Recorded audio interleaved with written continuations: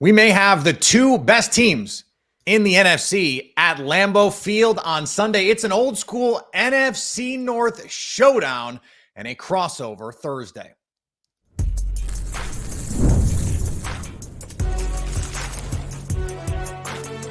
You are Locked On NFL Crossover, part of the Locked On Podcast Network. Your team every day.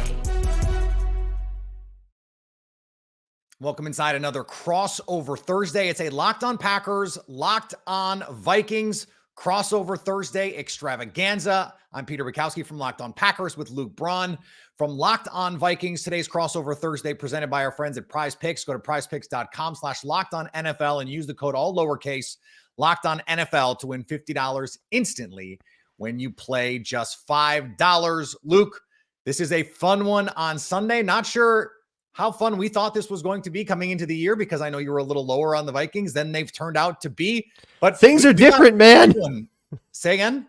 Things are different than they used to be, okay? A 3-0 Minnesota Vikings team against a 2-1 Green Bay Packers on Sunday.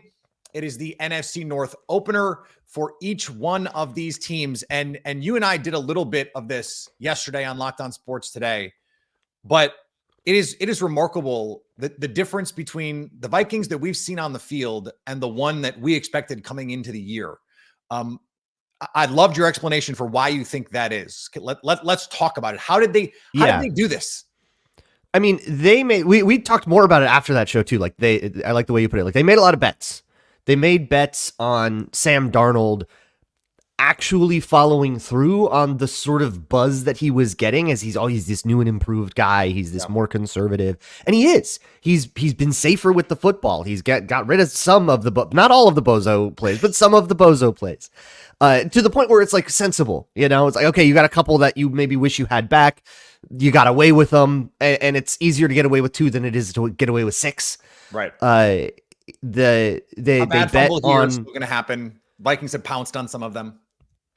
Yeah. They bet on Aaron Jones he's healthy so far. He's still very speedy, even though, he's on the wrong side of 30. Or he almost is. He's still personally attacked by that, but go on. Hey, me too, man. They bet on older corners playing well. They're playing well. They had all of these concerns that you had to go, well, if this works out, and if this works out, and if this works out, how every bad team in August, people will be saying, well, if this, that, and the other thing, and they stay a little healthy, we're going to go 10-7 and maybe fight for the division. I feel like we've found an actual real version of that. And that's what's happening to the Vikings. Unfortunately, that means every year teams are going to keep, fans are going to do this. People are going to be, well, what about the Darnold Vikings year? Yeah, for sure. I mean, we're already calling this a Geno thing. And I'm sure they, you could go back in time. Okay, it's I don't want to fall 6 degrees of separation rabbit hole, but I think you're a good person to have this conversation with, because, and I know they have JJ McCarthy, but let's say they didn't. Isn't this the potential circumstance that we're talking about, where we go, okay, there's no middle class in the NFL with these quarterback contracts? Isn't this version of Sam Darnold exactly the kind of person that you would want to, let's say he can sustain this for a year, that you would do that for? Because if he looks like this, he's not a $50-60 million a year guy.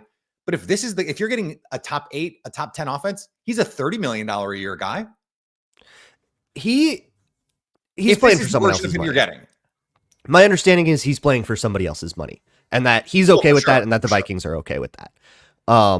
That the Vikings, I mean, they love JJ. They love JJ McCarthy so much. The McCarthy piece of this, if they hadn't drafted JJ McCarthy, and somebody should, and I can see, the argument that maybe the Vikings should go with the hot hand, and hey, you've got this, one bird in hand versus 2 in the bush kind of thing. But it's just so moot, because they just won't. They're just not gonna, and we kind of know that. But this is the kind of the bit that I've had on Locked On Vikings is this is the get Sam paid year. Hey, This is a year we're transitioning between quarterbacks. What happens this year has a relatively low impact on how things will go in the future. You look at the Packers and Jordan. If Jordan Love plays well versus if Jordan Love sucks, that changes a lot for the future outlook of the Packers, right? There's a lot riding on that. There's not a ton riding on that for Sam Darnold because unless we're talking MVP in a Super Bowl, like super extreme corner case, they're letting him go and somebody else is going to pay him, and good for you. So the barometer for this year is how much money Sam Darnold gets. How much money can we trick a team into giving to Sam Darnold in free agency? It's a get Sam paid year. Let's all rally behind him and make that man rich. I love it. The Vikings paid some of these defensive players in the offseason. Didn't pay Danielle Hunter, but then bring in Jonathan Grenard. They bring in Andrew Van Ginkel, who has been just the perfect chess piece. Holy moly, he's incredible. Brian Flores. This is part of the bets that they made, right? Like, yeah. Let's bring in some of these guys. Let's make the defense fit what Brian Flores wants to be and hope that that's enough to offset some of the things that teams figured out at the end of last year. And that's worked. Yeah. And they've addressed the major issues, the schematic issues that happened. Last year, Brian Flores was making something new up. I mean, what his scheme is never before seen in the pro level. And there were a lot of growing pains through that. I mean, through 3 games after Keenan Allen put 200 yards on him, one receiver with the Chargers, they went back to the drawing board, completely changed how they structure their coverages. And then that turned into this crazy good streak. And then the Bengals and Zach Taylor came in with a game plan that really exploited them in the flat, which is kind of where they have seeded and said, if we're going to have a hole anywhere, we're going to have a hole in the flat. And Zach Taylor found a game plan that worked really, really well to exploit that. And then Ben Johnson took that, Matt LaFleur. I mean, it was the exact same game 4 times in a row. They all just were like, all right, well, this is how you beat the Vikings. And then they just smoked the Vikings. So they've made some schematic changes that help you with the flat a little bit. The corners are playing a little bit shallower and in different techniques. And I think it's palms, but for people who really want to get deep, but that has helped. Like the Giants basically tried the same thing in week 1 as all of those 4 teams and got smoked. So they've sort of addressed that. And now the question is, okay, where's the next hole? Who do you attack? But it's a lot of zone coverage. So it's not necessarily it's about the who, it's more about the where. And then, of course, a ton of blitzes and a ton of ability to get pressure, getting one-on-ones for Jonathan Grenard. They got Grenard on a tight end like 6 or 7 times against the Texans. Just being able to get those opportunities for you. Yeah, I don't know how the Texans let that happen. I wouldn't recommend that one, LaFleur. But like, I don't think Matt will take that opportunity. They will take time to say, okay, like against Aiden Hutchinson last year, they would put 2 tight ends on him and just say, we're not even going to we're going to sure, yeah, 2 tight ends and here's Luke Musgrave and Tucker Kraft. Have fun with that. And we saw some teams. We saw the Titans do that to Rashawn Gary last week as well. Like, I don't know that the Vikings have a guy who's that level yet, but they don't have one. If there's one guy, it's Grenard. He's the guy that is like the focal point of a lot of pass rushes, but Van Ginkel has been the looper on these stunts sometimes, and he's chased down plenty of quarterbacks. He's been unbelievably productive. Dallas Turner should be returning. They like making him the looper as well. He's quick. The guys on the interior have been way better than we thought against the run. That's another bet that's kind of worked out. Yeah. But they're not exactly the focal point of pass rushing. And then sometimes, it's a skill, but Blake Cashman, it's Josh Metellus.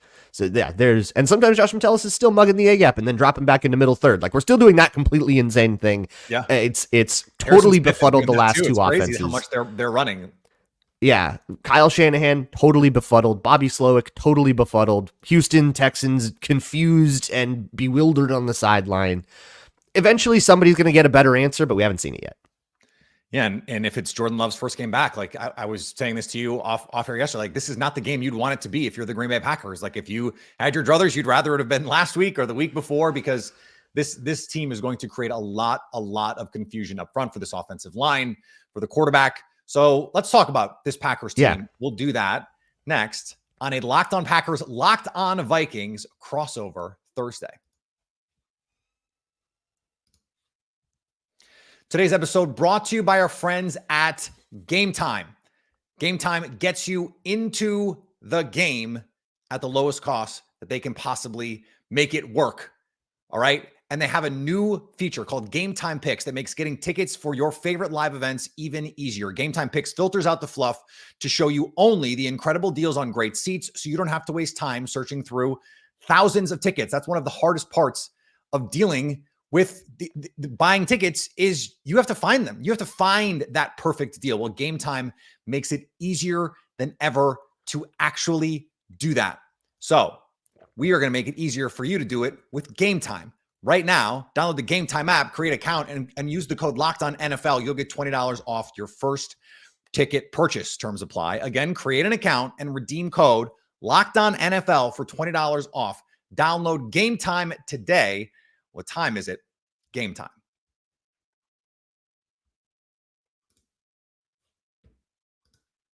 We're back here, Locked On Packers, Locked On Vikings, a crossover Thursday. And Luke, the Packers version that we thought we were going to get, we haven't seen since week 1 because Jordan Love has been hurt.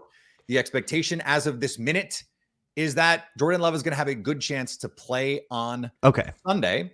That's just the expectation. I don't know that it's any better than like 60-40 or 70-30 at this point, but I think the expectation that we should operate under is it's more likely than not that Jordan Love is going to play.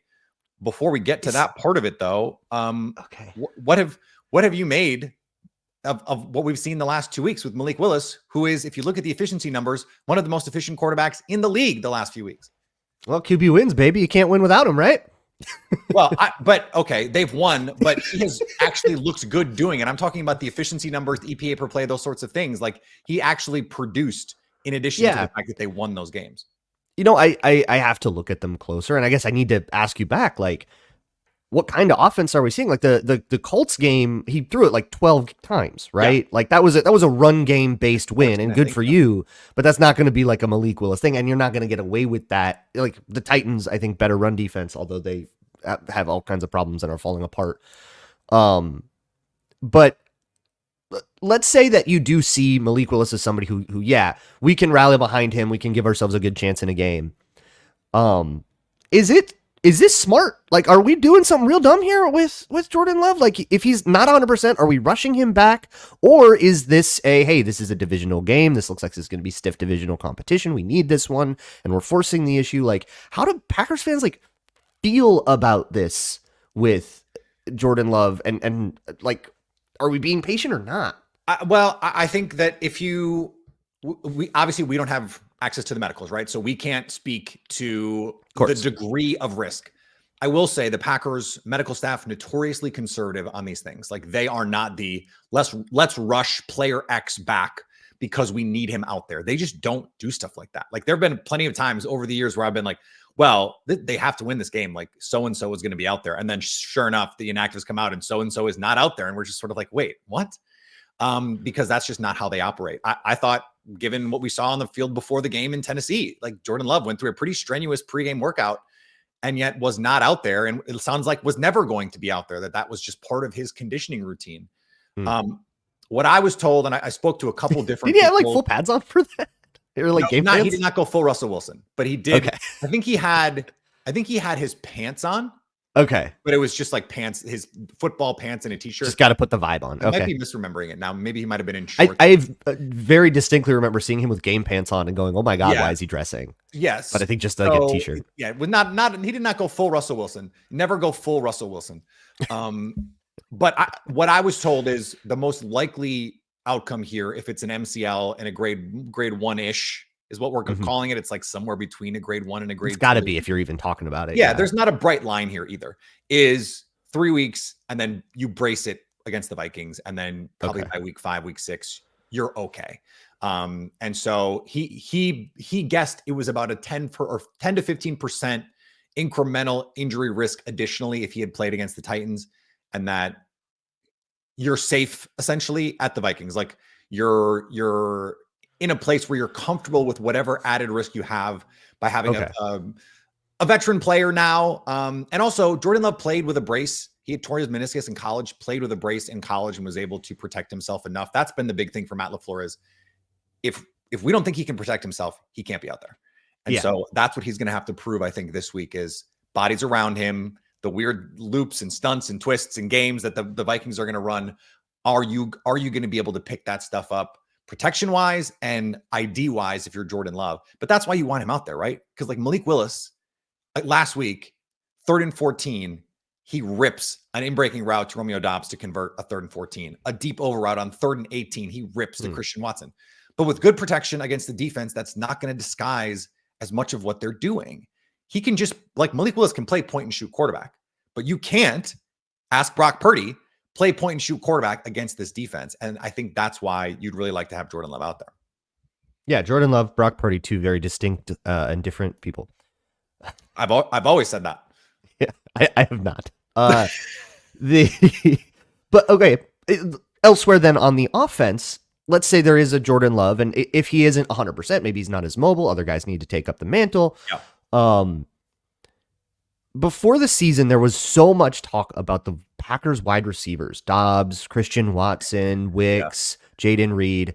Kind of feels like, and it felt like nobody knew. Like I remember looking at the FanDuel lines for the first game. Every single one of them was 45.5. Nobody knew who the guy was. Yeah. Do we know who the guy is now? No. I think it's if they want to design something for someone, they this year at least have designed it for Jaden Reed. How much of that is because of Malik Willis for 2 weeks, right? Like he's the scheme touch guy in this offense. But then last year, if you look at when they were calling those design shot plays, all of the names that we know by single words, Yankee, Dagger, they were designing those for Dontavian Wicks. And they haven't been doing that because they haven't been calling those the same sort of way this year. They call a 3rd and 6 slot fade last week. That's a Jordan Love call. Like they love to run slot fades on 3rd down and let Jordan Love just like pick a matchup. In this case, it was like moonball one, and say, okay, if you like that, throw it. And they did it. And Watson made the play. He had like I said, the big 3rd and 18. Yeah, I think he had 2 catches for like 60 yards last week. Like there are going to be games like that for Christian Watson. So it's going to depend on the game plan. I think the manufactured touches, though, going to Jaden Reed, that's going to continue to be a big part of this offense. One of the signature plays of last year, and to me, there were two. That second stretch, right, one of them was the Jaden Reed touchdown against the Vikings, where there's a little bit of pressure. There's a coverage rotation that he identifies, and off platform. He like just flicks his arm. You see his legs actually go from here. He flips them the other way. It's a very Aaron Rodgers sort of motion where it's all upper body torque. And it's like how QBs like throw on the run. Yeah. Yeah. And so like those are the plays that Jaden Reed can make as a vertical slot player that just not a lot of guys in the league can make. I think he's fourth in yards per route run this season. They've been getting chunk plays for him in the design game a lot. And I think they're going to need him in this game because of all of the even if Jordan Love plays, the Packers are going to have to find ways to create some yard after catch opportunities, because I think trying to live on explosives in this one just by air yards is not going to work. I want to flip real quick to the other side of the ball and ask the question you have to ask of every team that plays the Vikings. What's the plan for Justin Jefferson? They will probably have Addison back in this one. Their target's probably similar to Love, where that's the vibe they're thinking of, but it's not guaranteed yet. So with Addison still taking the top off, that's a threat you have to deal with, but the main threat still is Justin Jefferson. Of course. Here's the thing, and I wrote about this yesterday in The Leap, a newsletter I would love for you to subscribe to, is we don't know what Jeff Hafley's going to do, because Jeff Hafley has never faced a player like Justin Jefferson. Now, week 1, the two best players against man coverage yards per route run in the NFL this year. AJ Brown is number 2. Justin Jefferson is number 1 by a country mile. He's averaging 9 yards per route run against man coverage this season. I know he doesn't get a lot of man coverage. No, so that might be a sample size thing too, but we take those. It's 3 games and it's probably I think it's 20 total reps. Yeah. But like nobody has the Texans manned up against him with Derek Stingley a lot. And we were like, dude, what are you doing? Well, so this is the thing. Even if it's only 20 reps, 9 yards per route run, that's 180 yards in 3 games on man coverage. So that's a lot, right? Yeah, it happens. So they were comfortable putting Jair Alexander on AJ Brown and not living in some sort of too high look all game. Now they did play more quarters against Anthony Richardson and Jalen Hurts, but that's also a quarterback run game thing on early downs. So like we'll see. That's why they're going to play a decent amount of man coverage. I think more man coverage than we've seen, or certainly than we saw in the first 2 weeks. The question is then, like, how do you roll coverages to him? Xavier McKinney has been so good as that middle of the field safety, just unbelievable. Frankly, 3 interceptions in 3 games. I think he leads all safeties in what Next Gen Stats calls it's like yards value above average, where it's like how many yards do you allow versus the average safety. And Xavier McKinney leads the league in that.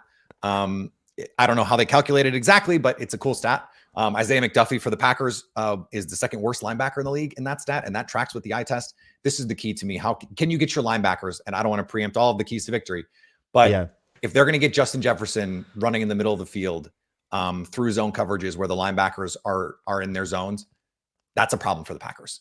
And so they have to find a way to avoid that. They're gonna live with Justin Jefferson getting some yards on Jay Alexander one-on-one. And they will, if that's what happens. But I think that containment. It's like those old Calvin Johnson game plans. Yeah, you sort of just have to say like, okay, cool, get some, just don't get everything, and we'll see what we can do, you know? And I don't think they're going to do the thing that they did in 2022, where it's like, okay, we're going to cloud this side with the safety, and Jay Alexander's going to be playing a cover 2 or those kinds of things. Like I don't. That's think wild, because I feel like that's the thing that worked best. I feel like that was the best plan anyone has ever had against Justin Jefferson, but it is. This is the thing. I don't know what we're going to see. Jeff Hafley is kind of a mad scientist. He's willing to change his game plans week to week.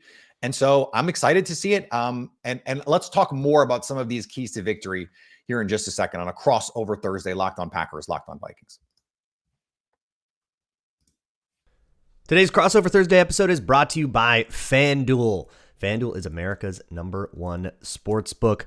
And whether you are betting on Packers or Vikings, 2.5 point spread, or taking a money line, or maybe even looking at the divisional odds where the Vikings have leapfrogged the Packers somehow, you can find all of that and more at FanDuel. And right now, if you want to get started, you can dump $5 on whatever bet you want. You get started with $200 in bonus bets guaranteed, whether you win or lose. So you don't even have to agonize too much about what you're picking. Just place a $5 bet on anything you want, from Vikings or Packers playoff odds to single game to some crazy futures bet, Jordan Love MVP odds, whatever you want. You can find it at FanDuel. Put $5 down and get $200 in bonus bets guaranteed, whether you win or lose. That is FanDuel.com, America's #1 sportsbook. Luke Braun, Locked On Vikings. Peter Bukowski, Locked On Packers. Luke, this is a game where right now the Packers 2.5 point favorites, according to our friends at FanDuel. That look ahead line was 3, but that was before the Vikings trounced the Texans. So if you're going to put this on 1 or 2 keys for the Vikings, what are they? I think especially if it's Jordan Love, assuming that it's Jordan Love and that he's wearing a knee brace and that that you're not going to get 100% mobility, getting hits on him early and often is going to be huge. And disrupting that rhythm is going to be huge. I know the Packers are pretty happy with what's going on at the offensive line. Yeah. But if there's anybody to attack, then they're going to find a way to isolate that person, get the one-on-one matchup that they like, and they're going to try to find that. And then it's the same thing that I've been saying for like 2 years about the Vikings now. Sam Darnold has been just begging for a horrible turnover for like 3 weeks, and there have been some turnovers, but it's like we've gotten away with murder a couple times, and you have to either stop doing that or keep getting away with it. So it's a turnover thing. If the Vikings under Kevin O'Connell are 20-0, if they win or tie the turnover battle, they've never lost if they win or tie the turnover battle in the last 2 years and change. So if they can keep that up and just play normal down-to-down football, we've now seen that they can go toe-to-toe with the best. But it has to stay normal. You can't have muffed punts, weird Sam Darnold turnovers that give the Packers the ball on their own 20-yard or on the Vikings 20-yard line and then like put you in a hole. You cannot have How long have you been the Vikings host? 2018. So this is my 7th season. How many Vikings games have you watched where they've just been normal? One, and it was last week. They were normal and they won 34-7. Like, please just be normal. But I feel like funny. Every time we do this, I feel like you're just like, just please be normal. You're like normal. You're like the person at the family party, like, please just don't embarrass me. Like, please don't. Please just be normal. Yeah. When they go on primetime, I am. It's like, please God, nobody watch. But it's funny because when I joined Locked On, it was Kirk Cousins' first season. So I've never covered the Vikings in a non-Kirk Cousins season. The differences feel like you can feel the difference, and then you turn on the Falcons and you're like, that's what I've been doing for the last 6 years. so it is different. But that is, and I love that as a key because the Packers lead the NFL in turnovers through 3 weeks. That's going to be huge then. Yeah. And so pressure and turnovers. No one has created turnovers at a higher clip. They have as many interceptions already through 3 weeks as they had in the entirety of last season, including a pick six last week from Jair Alexander, where they did nothing special. Will Levis just had a brain fart and threw it to Jair Alexander the other way. He just jumped one, right? It was just like, first of all, it was like the worst.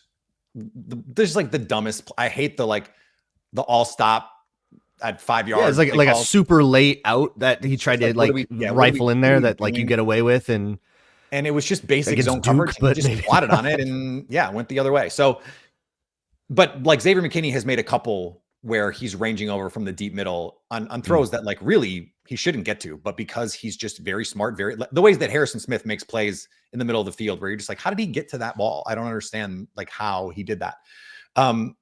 For me, it is, you have to win on the pass against early downs, win on early downs against the pass, because this has been a team. I went and looked into the numbers and I expected to see, okay, Aaron Jones, they're 5th in EPA per rush. They're 5th in success rate on running downs, on running plays. But if you take away garbage time, they're 20th in EPA per rush. They've been really good at the end of these games. Yeah, they've been closing out those games with it. Which is a skill. Like the Ravens wish they could be that good at the end of these games, closing out these football games, because they can't stop screwing these things up late. But it's been that they've very refreshing. Boy, the last couple of years of that were bad. Well, yeah. Well, Alexander Mattison, it turns out, is just like not good. He's just not it.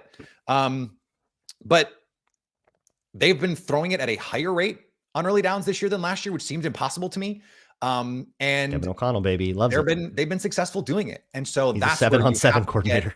You have to get that early pressure, first down, create a negative, or at least just create an incompletion. And then if you can get to that 3rd and long, let's see Sam Darnold convert 3rd and longs on a consistent basis. That's got to be the goal. And I think they can do it with interior pressure at Ingram. I'm kind of surprised they have not come up with better solutions to what's going on there. That's so the pressure thing. I wanted to get into that because that's probably the biggest weakness on the offense is that interior line. It's been Ingram, it's been Bradbury. Blake Brandel has also had his fair share, but it's been mostly teams are attacking those other 2 guys. Right. The thing is, in the run, those guys have been really absolute maulers. Yeah. Holy moly, those guys have been maulers. And the Vikings have. They do have Dalton Reisner in the building. He's on IR right now, and they had him, and they said he was going to like kind of push these guys, but it never really was serious, even when he was healthy, and then he got hurt, and it kind of was a moot point. Well, that's what happens to a guy you add in August. Like those guys just usually can't move the needle the way you would like them to if you need them to. I mean, yeah, and he was starting by the end of the year last year when they traded Ezra Cleveland away, but they signed him as a backup. They signed him with like roster bonus, like they weren't even sure if he was going to make the team. But they were like, he's here to like push the guards and stuff. Yeah. But yeah, Ingram and Bradbury have been the guys that, they're trying to the other teams are trying to isolate with the one-on-one. We saw Daniil Hunter, lining up over the center, like on 3rd downs, that kind of thing to get that interior pressure. Pressure on the tackles has been impossible. Nick Bosa got a couple on Christian Darrisaw, and I think you kind of just have to be Nick Bosa. Otherwise Darrisaw on Will Anderson totally smoked him. On Hunter got a couple on him. That was pretty fun because those guys know each other so well. But if you're gonna get pressure, it has to be up the middle. So it has to be, your Devontae Wyatt or whoever it is that you're gonna be like the guy that gets pressure up the middle, or it has to be like Kenny Clark, Rashawn Gary. Bradbury. We've seen that before. Yeah. or it has to be like Rashawn Gary moving the inside on third down, that kind of thing. But getting that pressure or preventing that pressure, finding a way to keep Bradbury and Ingram on a double team with each other so they can help each other out is going to be really crucial for the Vikings protection schemes. One thing that the Packers have done that has become one of the in vogue things to do, and you will see the Vikings do this, and the Mike Zimmer did this occasionally too, is they will try to mess with your protection rules where they are going to put 3 guys on one side. Sure. Where you don't have enough, and then you've got 3 for 3, and then you've got 1 on the other side, just Rashawn Gary. So you can't slide protections to Rashawn Gary. Yeah. But then the cool thing is now you walk up a linebacker, and Brian Flores does this too. You walk up a linebacker, it looks like 5-on-5. You think you have this mapped up, and then you have the other linebacker comes looping in around. So it almost becomes like a cross dog, and it's really tough for teams to handle that. We saw Jeff Hafley go deep in his bag against the Titans in the second half when they knew they had to pass, and came up with some really cool stuff, like Edgerrin Cooper shot out of a cannon on some of these. And so they're certainly going to do some things to try and stress the Vikings offensive line. I think it's going to be a cool chess match in that way. You want to make a prediction?